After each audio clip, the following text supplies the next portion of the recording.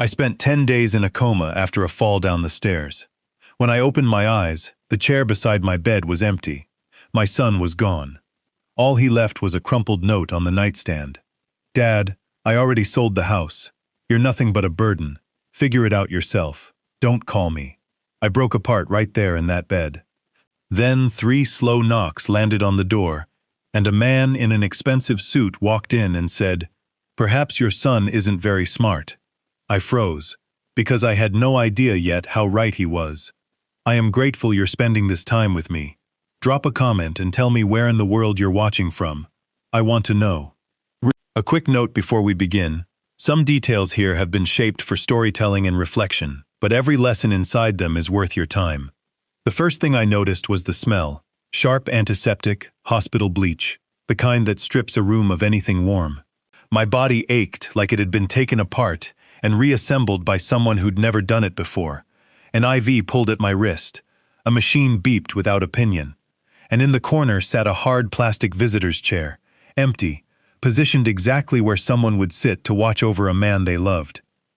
I told myself Ryan was down the hall, getting coffee, handling paperwork. That was a Ryan thing to do. But some older, quieter part of me already knew that chair hadn't been warm in a long time. I'd worked 30 years in a Charleston warehouse.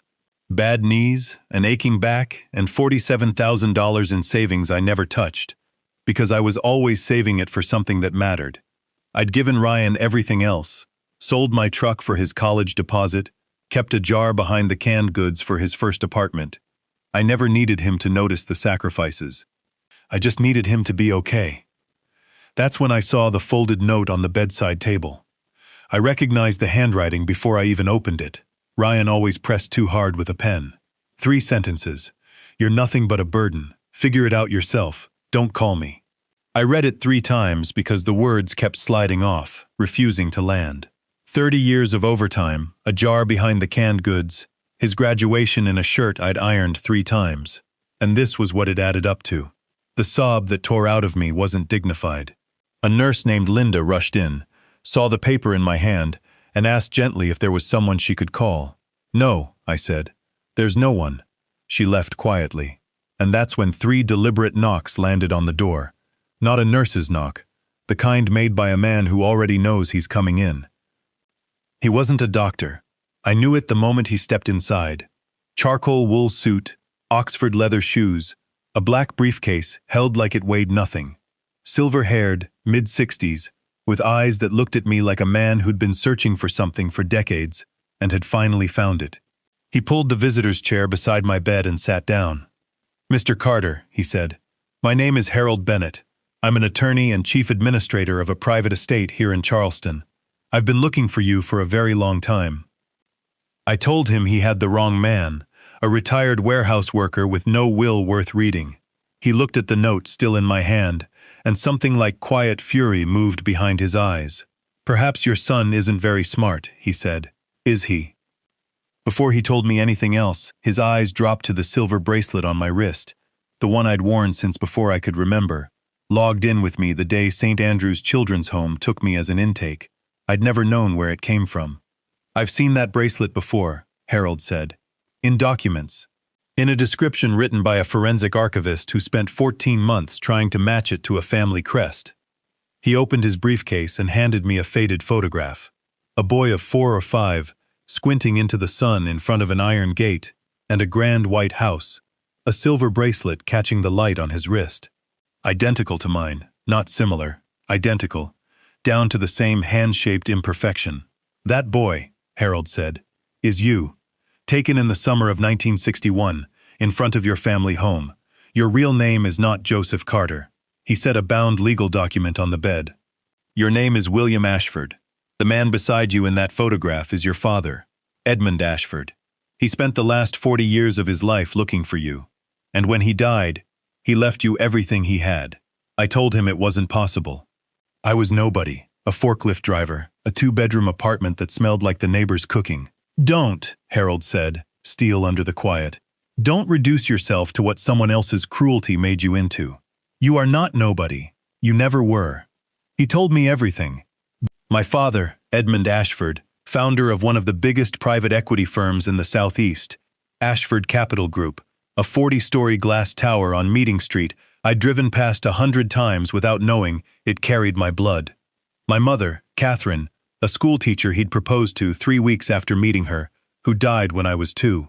My father raising me alone after that, every baseball game, carrying me up to bed when I fell asleep in the car. Then, August of 1962, Martha Groves, our nanny of 11 years, took me to the park and never brought me back. The trail went cold in 3 days. Everyone told my father to accept it, to move on with estate planning. He refused. He kept my room exactly as it was. My books, my baseball glove, a crayon drawing of the two of us taped above my desk. Every Monday for 63 years, Harold told me, he placed a fresh magnolia on that desk. 3,276 Mondays. My father never remarried. He never stopped believing I was alive. In 2008, a letter arrived at the estate from a hospice bed in Savannah. Martha Groves, dying, confessing. Someone had paid her to take me and destabilize the estate. She never learned his real name. She gave up the name of the orphanage and the false name she'd registered me under, Joseph Carter. But St. Andrews had burned in 1978. Its records gone. It took Harold 8 more years to find a retired intake coordinator who remembered one strange detail. The woman who dropped me off had begged them never to remove my bracelet. That detail, finally, led him to a hospital record this past February. Emergency admission, head trauma, next of kin, Ryan Carter. Harold had been in the parking lot the night I was still unconscious, waiting for me to wake up. Then his expression changed. "There's something else," he said. "Something about Ryan. It's not the story of a son who panicked. It's the story of something planned." He opened a folder. My savings account, 0 balance. Emptied in 7 careful withdrawals over the 10 days I lay unconscious, small enough each time to dodge fraud alerts. Then a real estate deed, my apartment, sold 2 days before that, for $70,000 under market value, to Amber Carter, my daughter-in-law, using a power of attorney forged with my signature. A forensic analyst put the forgery at 96% certainty. Ryan had used my own stolen money as her down payment and left me with nothing.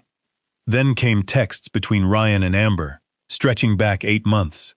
Amber steering, calculating what a father's death might be worth, and Ryan correcting, "He's not that old. He could live another 20 years. Then Harold showed me security footage.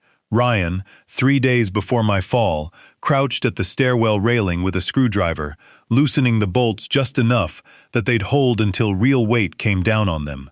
He knew about my vertigo. I'd asked him twice to fix that railing. He'd made it worse instead. 16 days before that, Ryan had taken out a $750,000 life insurance policy on my life, with a forged signature and himself as sole beneficiary. And beneath it all, the text that broke something in me for good, Amber. Writing "don't" when Ryan mentioned finally fixing the railing. He uses that railing every single time he goes upstairs. Just make sure it stays the way it is. They hadn't panicked. They'd planned my death the way people plan a vacation. Harold gave me 2 paths: call the police immediately, or walk into Ashford Capital as its rightful owner, in front of the board, in front of Ryan, and let the exposure be public before the arrest came. I chose the second. "Schedule the board meeting," I told him. "I want every executive in that room." 3 days later, I stood in front of a mirror, wearing a charcoal suit my father had commissioned the year before he died. Sized for the son he pictured finally coming home, the Ashford crest stitched small into the breast pocket. Harold drove me to Ashford Capital's headquarters on Broad Street, the family crest set in black and gold marble across the lobby floor. On the 41st floor, board chair Margaret Holloway met us in the hallway. She took one look at my face, at the crest on my jacket, and said quietly, "Edmund talked about you for years." He never stopped believing. Then she opened the boardroom doors. Ryan was at the far end of the table, relaxed, scrolling his phone, expecting an ordinary Thursday meeting. When he looked up and saw me, the phone dropped in his hand, and the color left his face in real time. I walked to the head of the table and said, "My name is William Edmund Ashford, and I am home." The room erupted. Harold distributed evidence packets while the screen behind me lit up. The notarized DNA match, the probate-filed will, naming me sole heir to a $950 million estate. Ryan stood, shouting that I was Joseph Carter, a warehouse worker, that I didn't understand what I was doing. I asked Harold to continue. The bank statements, the forged deed, the staircase footage, and finally, the texts, projected large enough for the whole boardroom to read without their glasses. The old man might be worth more than we thought. Try 950 million, and Amber's answer, we need to make sure he never does. Ryan's legs gave out. He caught himself on his chair, shaking, silent. That railing sent me into a 10-day coma, I told him, my voice breaking. I woke up alone with a note calling me a burden. You wrote that note. You sold my house. You stood in that stairwell with a screwdriver and made a choice. Harold told the room that Charleston PD's white-collar and violent crimes units were waiting in the lobby with warrants for Ryan, and a simultaneous warrant executing at his home for Amber. The doors opened. 2 officers walked in. Ryan looked at me one last time, the practiced confidence gone. Nothing left but a child's face realizing what could never be undone. Dad, he said, and it shattered on the word. I know, I told him, and I meant it. The grief, the love that hadn't died even now, and the certainty that this was right. After the door closed behind him, Margaret Holloway called the room to order and moved that the board formally recognize me as owner of controlling interest in Ashford Capital Group, effective immediately. It passed 7-0. My hand shook so badly signing the resolution that Harold quietly steadied it. Congratulations, Mr. Ashford, Margaret said. Welcome to your company. Harold's phone buzzed minutes later. Amber Carter had been taken into custody at the house on Millbrook Drive, my house, bought with my stolen money, without resistance. It's done, he said. That afternoon, Harold gave me a cream-colored envelope my father had left for the day I was ready to fight. Inside were 63 letters, one written every May 14th, my birthday, for 63 straight years. The first one written the year I turned 6, the last written 8 months before he died. Dear William, I am 68 years old today, so are you. I don't know what your face looks like now, or if you found happiness, but I pray you did, every single day. I am leaving everything to you, not because of the money, but because this company is the thing I built while I was waiting for you to come home. Come home, William. It was never too late. I love you. I have always loved you. I sat in my father's chair, in the study that had waited 63 years for me, and I read them all. When I could finally speak again, I told Harold I wanted to build something in my father's name, the Second Chance Foundation, real legal aid, real family reconnection services, for people who woke up in the wrong life and never had a Harold to find them. He told me my father would have loved that. I believed him. 6 months later, September had settled over Charleston, and I sat at my father's desk reviewing the foundation's first report when Harold walked in carrying a folder and a plain white envelope in Ryan's handwriting. Amber had filed for divorce, uncontested, and walked away with the house, the accounts, everything. The same woman who'd orchestrated all of it had left Ryan with nothing at all. The irony was almost too complete to feel like justice, but there it was. Ryan's letter was short. He wrote that he didn't expect forgiveness, that he wasn't sure he deserved to ask for it, that he'd looked at a father who never asked him for anything and seen a problem to solve instead of a man to love, and that was the thing he'd carry for the rest of his life. Before I could answer it, Harold set a small velvet pouch on the desk. Inside was a second silver bracelet, a companion to my own, engraved along the inner band. An Ashford is never truly lost. My father had commissioned it in 1961 and worn its match every day until hospice, asking Harold to keep the other half until he found me. Harold had carried it for 2 years and 3 months, waiting for exactly this moment. I held both bracelets in the evening light and finally understood what they meant together. Not just who I'd always been, but that my father had never once stopped believing I was coming home. We went up to the roof as the sun dropped behind the Charleston skyline, the harbor turning to hammered silver below us. Thank you, I told Harold, for every single year of it. He said it was the only promise worth keeping. If this journey taught me anything, it's this. The truth doesn't disappear just because someone buries it. It comes back, in its own time, by its own hand. I spent 68 years living as the wrong man in the right world, trusting blindly, loving without condition, and paying a price that nearly broke me for it. Don't wait until you're lying in a hospital bed, reading a note that calls you a burden to understand what you're worth. That was my mistake. Don't let it be yours.